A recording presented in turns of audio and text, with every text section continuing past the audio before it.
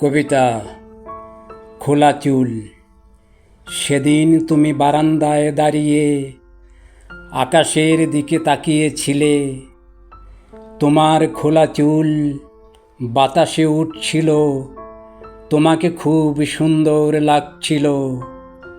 হঠাৎ আমাকে দেখে একটু বিরক্ত হয়ে ভিতরে চলে গেলে।